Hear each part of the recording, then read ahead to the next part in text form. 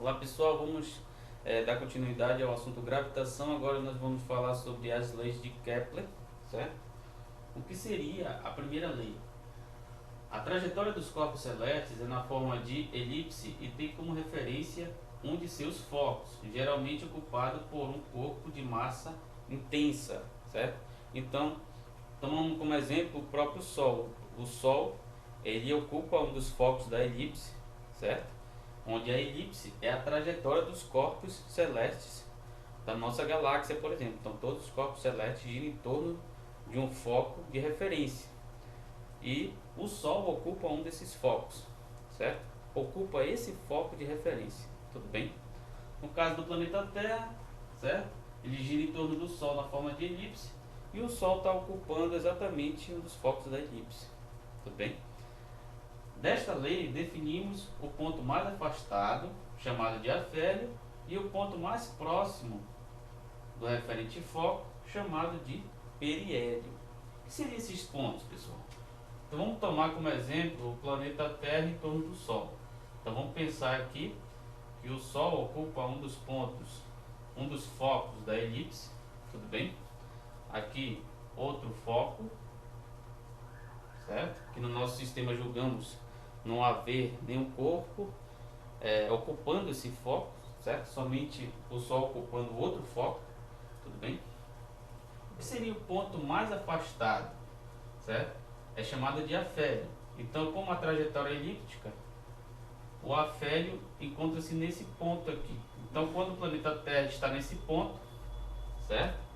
Ele está em uma distância máxima do Sol, tudo bem? Que é chamado de afélio, tudo bem? Então, novamente, vamos localizar o Sol ocupando um dos focos da elipse, certo? Sol. Agora, o planeta ele está mais próximo do Sol. Então, ele está localizado nesse ponto, tudo bem? Esse ponto é justamente chamado de periélio, onde aqui no caso a gente julga ser a distância mínima entre o planeta Terra e o Sol, tudo bem? Todo e qualquer astro, corpo celeste, certo? Ele possui o seu ponto mais próximo e o seu ponto mais afastado do seu foco de referência, tudo bem? Então, por exemplo, a Lua em torno da Terra, certo? Então existe o periélio da Lua e o afélio da Lua, tudo bem? Tomando como referência a Terra, onde a Terra agora ocupa um dos focos da elipse, uma vez que o astro ele gira em torno desse foco na forma de elipse, tudo bem?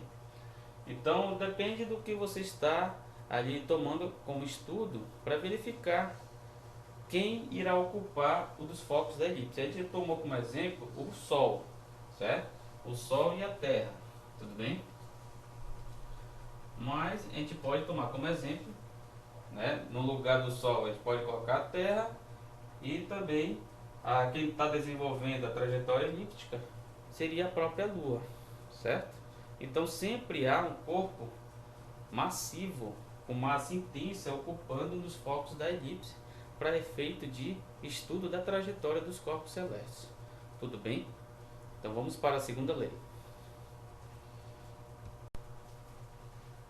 Então vamos lá, pessoal, falar sobre a segunda lei de Kepler. A velocidade areolar é constante em todos os pontos da trajetória. Então o que seria a velocidade areolar? Como por exemplo do planeta Terra em torno do Sol, certo? Vamos imaginar que o planeta Terra, claro, o Sol está ocupando dos focos da elipse, como a gente bem detalhou anteriormente. Vamos imaginar que o planeta Terra sai desse ponto a esse ponto, certo? Com o tempo t1, tudo bem? Veja, quando ele sai desse ponto a outro ponto, ele varre toda essa área aqui, que eu vou chamar de A1, tudo bem? Se eu pegar outro ponto da trajetória, nós podemos perceber que ele leva um certo tempo, que eu vou chamar de T2, para sair de um ponto a outro, e ele varre uma área também A2, tomando como referência o próprio Sol, tudo bem? O que é o que foi determinado foi o seguinte, que a velocidade areolar, que eu vou colocar VA, ela é justamente dada pela área varrida pelo astro, vamos dizer assim, sobre o tempo necessário para ele varrer essa área, certo?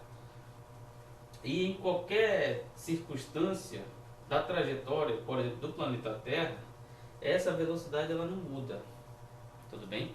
Essa velocidade aqui, velocidade areolar, área varrida sobre o tempo necessário para varrer determinada área, ela não muda, certo?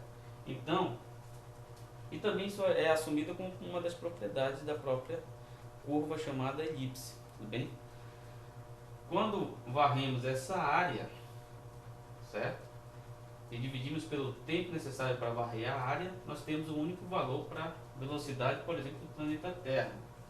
Com isso, nós podemos relacionar, então, a área A1 sobre o tempo 1 é igual a área A2 sobre o tempo 2 para sair de um ponto a outro, tudo bem? E assim a gente pode relacionar várias outras trajetórias aqui, a qual varreu uma certa área e levou um certo tempo para fazer isso, tudo bem? Então, a segunda lei de Kepler trata exatamente isso, que existe cada corpo celeste em torno de um foco, existe uma velocidade areolar e essa velocidade areolar ela é constante, de forma que que nós podemos calcular a área varrida, certo? Sabendo o tempo necessário para varrer essa área, tudo bem? Então vamos para a terceira lei de Kepler. Pessoal, o que seria a terceira lei de Kepler? Que é um tanto quanto importante e vai ser muito útil para a gente fazer o nosso trabalho, tudo bem? Determina o tempo necessário para que um corpo celeste promova uma trajetória completa em torno do foco de referência da elipse, certo? Então veja, o que a gente está destacando é que os corpos celestes giram em torno de um foco, certo? E no lugar desse foco sempre há um corpo de massa muito grande, tudo bem? Que pode ser a Terra, que pode ser o Sol, certo? Pode ser qualquer outro astro, de forma que eu queira analisar o corpo que está girando em torno dele, tudo bem? Em torno do corpo que está localizado no foco de referência, tudo bem? Mas veja, pessoal, todos os corpos celestes que executam essa trajetória elíptica em torno de um foco de referência, ele leva um certo tempo para promover uma trajetória completa, certo? No caso do planeta Terra, essa trajetória, esse tempo necessário para promover essa trajetória completa, certo? No caso, a elipse, certo?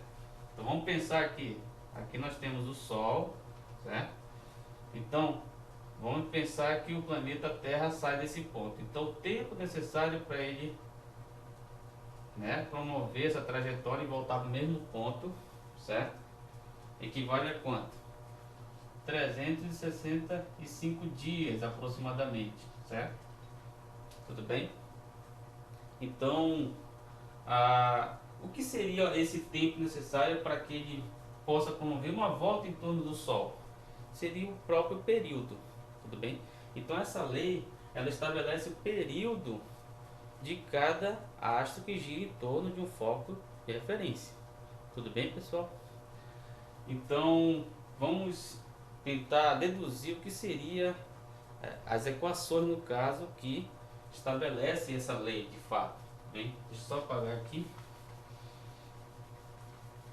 A gente parte de uma equação muito simples, né, pessoal? Nós temos aqui o que nós vimos na aula anterior. Nós vimos que a velocidade,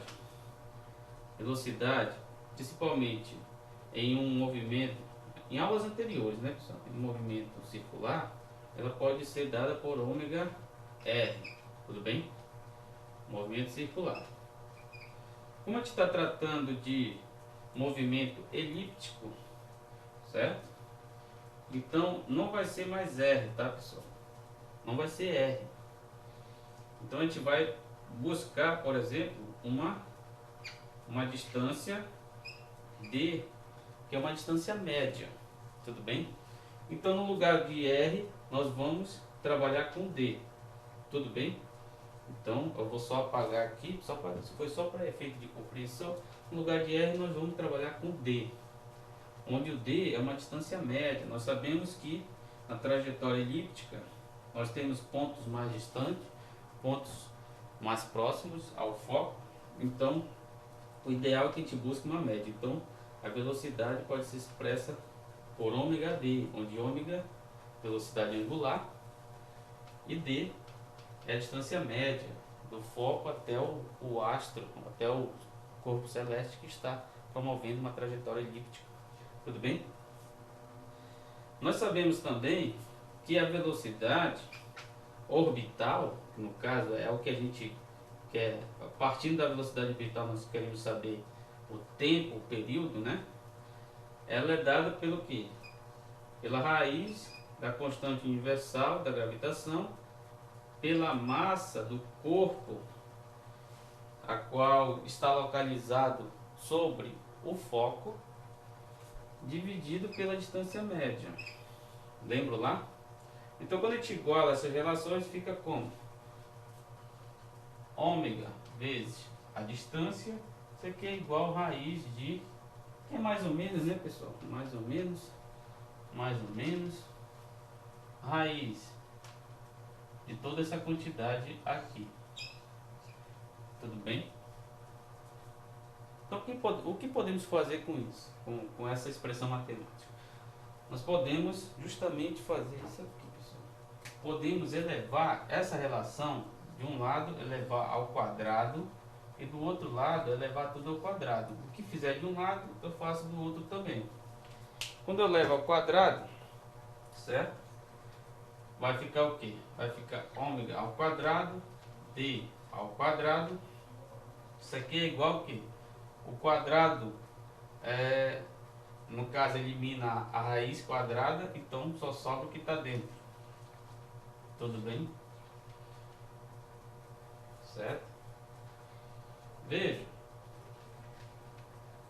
Quem é ômega? Ômega, como a gente viu em aulas anteriores, lá do movimento circular, ômega equivale a 2π sobre o período. Então veja, quando o ângulo equivale a 2π, o tempo é igual ao período, certo? Então eu vou colocar aqui no lugar desse valor ômega. Então nós vamos ter o que, pessoal? 2π sobre o período ao quadrado vezes a distância, que eu vou já multiplicar esse d por, né, o d que está aqui dividindo passa multiplicando, vai ficar o cubo. O que sobra lá do outro lado? Constante, massa do corpo que está localizado no foco, certo? De um lado. E agora a gente vai só passar dividindo 2π. Ao quadrado nós temos o que? A distância ao cubo sobre o período ao quadrado vai ser igual ao que? Constante universal, a massa sobre 2π, isso ao quadrado. Tudo bem? Então veja, pessoal, a distância média do corpo que está promovendo uma trajetória elíptica sobre o seu período, certo? Sobre o período, que no caso é o tempo necessário para promover uma volta, certo? Para ver uma repetição. Isso aqui é igual a uma constante, tá, pessoal? Dentro do sistema que você está analisando, por exemplo, se for o Sol em torno da Terra, aqui no caso entra a massa do Sol, aqui constante universal, e aqui 2π, né, onde π equivale próximo a 3,14, toda essa quantidade está elevada ao quadrado. Então tudo isso aqui é uma constante, tá, pessoal? E é a partir dessa relação que nós vamos trabalhar. De que maneira? Nós podemos pegar, no caso, o tempo, o período, né, o período de trajetória total da Terra, translação, né, da Terra, certo? Que no caso equivale a 365 dias. Nós podemos pegar a distância média do afélio, do periélio da Terra, certo? E estabelecer o valor de outros planetas também. Calcular o período orbital de outros planetas. Tudo bem, pessoal? Então vamos só ajeitar aqui como é que fica essa relação. Então vejamos, pessoal, aqui, veja, isso aqui tudinho é uma constante. Então, d ao cubo sobre o período orbital ao quadrado, isso aqui vai ser igual a uma constante, certo? Isso vai ser igual a uma constante. Se eu inverter aqui, também vai ser igual a uma constante, certo? Isso aqui vai ser uma constante que é igual a uma constante também. Então essa expressão que nós vemos nos livros, tudo bem? Que é o período orbital ao quadrado sobre sua distância média ao cubo, isso sempre é igual a uma constante, certo? Onde aqui a gente vai analisar justamente o período, aqui o foco da elipse, certo? E a gente tem que saber essa distância média aqui, tudo bem? Do astro que está promovendo uma trajetória elíptica, tudo bem? Então, quando ele sai desse ponto e volta para esse ponto aqui, o tempo que ele faz isso é justamente dado pelo período. Então é isso que nós queremos descobrir através dessa relação. Uma vez que isso aqui é constante, pessoal, veja, então, por exemplo, o período orbital de um planeta ao quadrado sobre a distância média de um planeta ao cubo é igual ao período orbital de outro planeta ao quadrado sobre a distância média de um outro planeta, colocar a distância média do outro planeta ao cubo, e assim por diante, certo? Uma vez que você sabe o período orbital de um planeta e a distância média, essa distância média do foco até o ponto em que o planeta está, certo? Essa distância média, você joga nessa relação, você tem o valor, sabendo a distância média do planeta que você quer saber o período orbital, você tem o período orbital desse planeta, tudo bem? Então eu vou fazer um exemplo de como calcular o período orbital da Lua em torno da Terra, tudo bem? Então veja, pessoal, para a gente calcular o período orbital da Lua, nós temos que utilizar na íntegra a equação que nós estabelecemos. E aqui nós temos que colocar o quê? A massa da Terra, uma vez que, nesse caso, a Lua gira em torno da Terra, né? Então aqui nós temos a Lua e aqui nós temos a Terra, tudo bem? Então aqui nós temos a Terra. Quem é que entra aqui? É justamente essa massa M, tudo bem? A massa Mzão, certo? Então aqui entra a massa da Terra, constante universal, eu calculo a constante para esse processo. Aqui a distância média da Lua com a Terra, certo? Que equivale a esse valor todinho aqui. E aí eu calculo o período orbital da Lua em torno da Terra, tudo bem? Então vamos lá. Primeiramente eu já vou calcular logo essa constante. Como é que fica? Vai ficar d ao quadrado, o g é 6,6 vezes 10 a menos 11 vezes a massa da Terra, que é 6 vezes 10 a 24, dividido por 2π ao quadrado. Quanto é que dá isso, pessoal? Vou colocar aqui de novo. Isso aqui vai dar o quê? Vamos calcular aqui na calculadora. Ficar 6,6 vezes 6 dividido por 2 vezes π, certo? 2 vezes π. Vou fazer uma nova divisão. 2 vezes π, certo?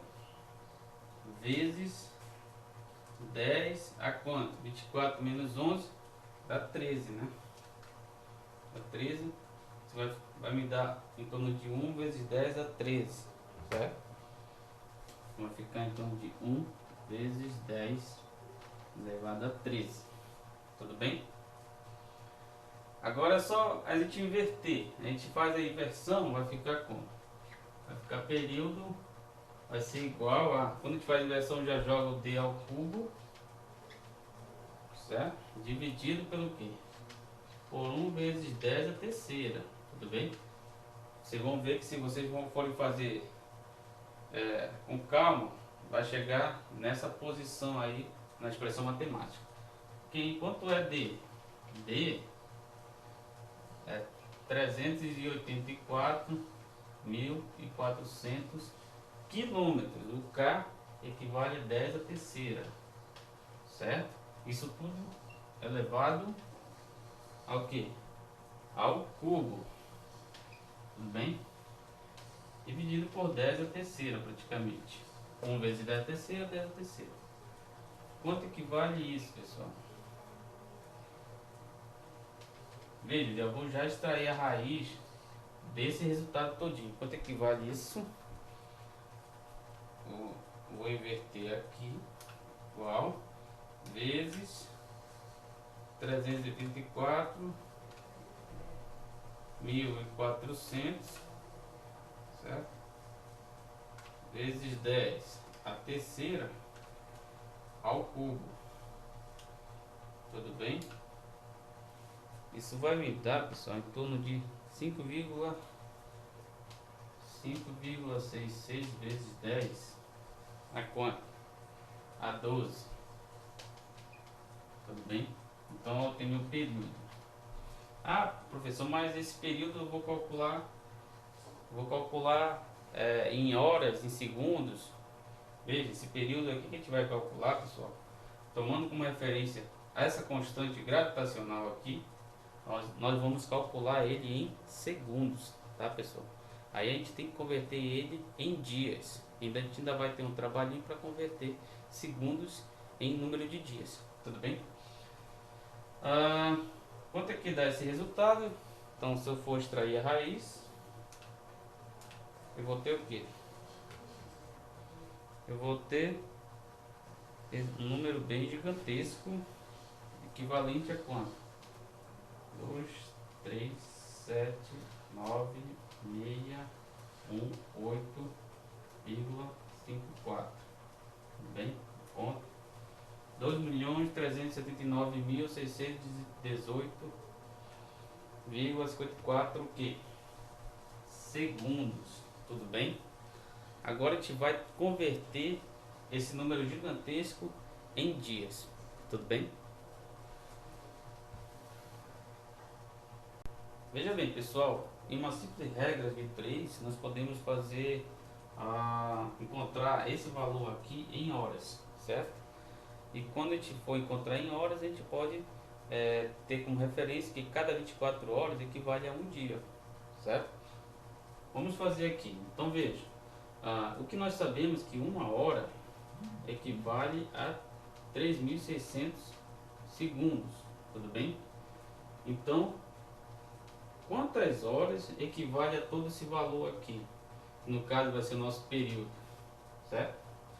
Então, se eu fizer a regra de 3, vai ficar, o x vai ficar vezes 3.600, que vai passar dividido, 3.600, uma hora vezes o período, que é tudo isso aqui, tudo bem? Quanto é que vai ser o valor de x?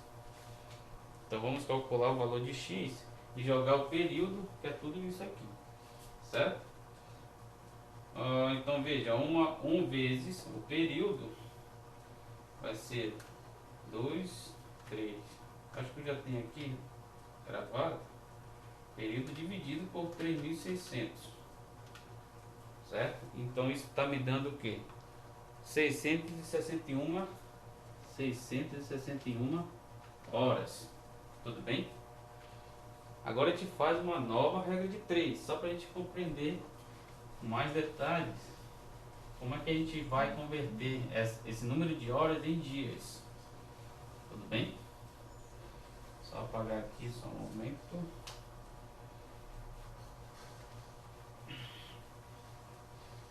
Então veja, nós sabemos que um dia equivale ao que? A 24 horas, tudo bem? Então 661 horas equivale a quantos dias? Novamente, vai em busca do x. Então, o que está direto aqui já vai passar dividindo, certo? Passa dividindo. E em cima, vai multiplicar o que? 661 vezes um dia. Então, a gente vai ter isso em dias, tudo bem? A hora de cima vai cancelar com a hora de baixo. Então, o x vai ser igual a quanto?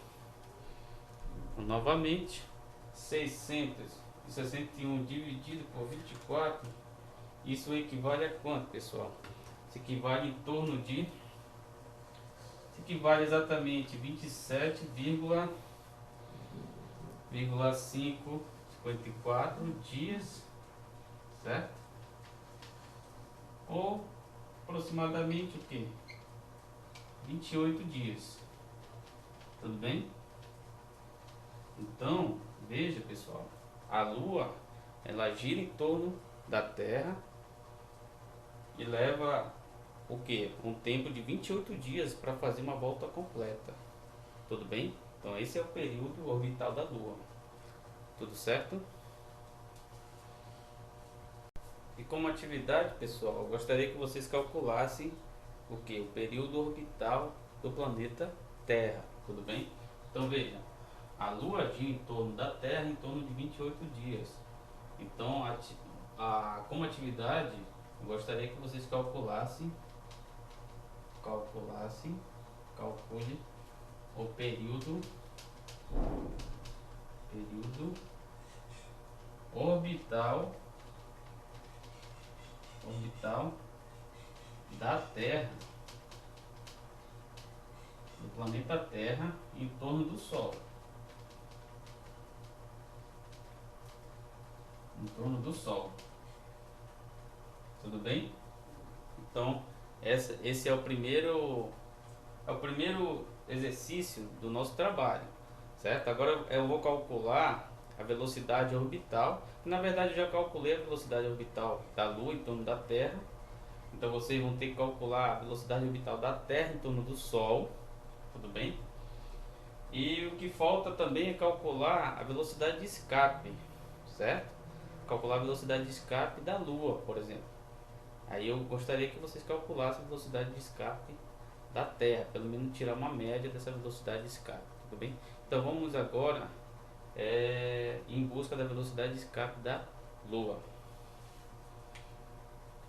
Então, pessoal, vamos calcular aqui a velocidade de escape da Lua. Então vamos imaginar que alguém chegou na Lua e quer justamente sair da influência gravitacional da Lua. Então a gente tem que calcular a velocidade de escape dela, certo? Nós sabemos que a velocidade de escape, a relação é mais ou menos, certo? Raiz da constante gravitacional. Aqui entra a massa do planeta, a qual o corpo está sobre o solo, né?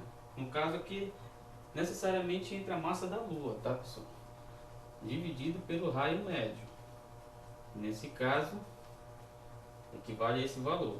Então, a velocidade de escape da Lua vai ser mais ou menos raiz de 6,6 vezes 10 a menos 11, que é o valor da constante, vezes a massa da Lua, certo? 7,35 vezes 10 a 22, tudo dentro da raiz. Tudo bem? Tudo dentro da raiz. Só ajeitar aqui. Dividido pelo raio médio. Então, o raio médio equivale a 1737,5 o que? Quilômetros. No lugar do K, a gente coloca 10 a terceira por conta dessa constante aqui. Tudo bem? Quanto equivale a velocidade de escape da Lua? Certo? Então basta a gente calcular isso, fazer esses cálculos na calculadora. Vezes 10 a terceira, vou inverter aqui, vezes 6,6 vezes 7,35 igual vezes 10. Aqui no caso vai ficar quanto? 22 menos 11, isso dá 11, né, pessoal? 11 raiz desse valor, isso me dá o quê? 1670,9. Aqui no caso é 1670,9 o que, pessoal? Metros por segundo. Tudo bem? 1670 metros por segundo. Então esse é o valor da velocidade de escape da Lua. Tudo bem? Então qual é a outra tarefa? É vocês calcularem a velocidade de escape da Terra. Tudo bem? Não esquecendo que na fórmula da velocidade de escape, aqui eu coloco a massa do planeta, a qual você quer escapar. Na velocidade orbital, eu vou colocar a massa do corpo que está ocupando o foco de referência, e não do planeta a qual eu quero calcular a velocidade orbital. Beleza? Então eu vou colocar aqui do lado, ó, nós temos essa tarefa aqui, que é o trabalho, nosso trabalho, né, pessoal? O trabalho é justamente isso: calcule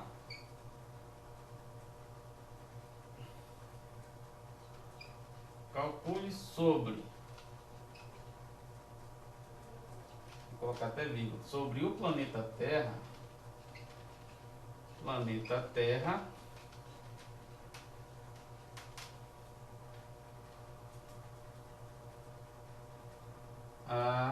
o que, pessoal?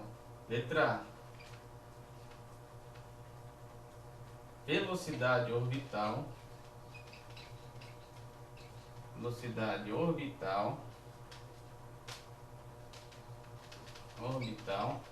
Letra B, velocidade de escape,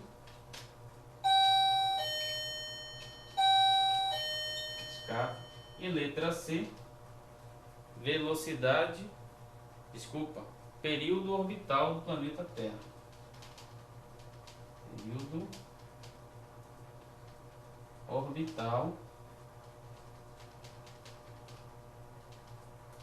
do planeta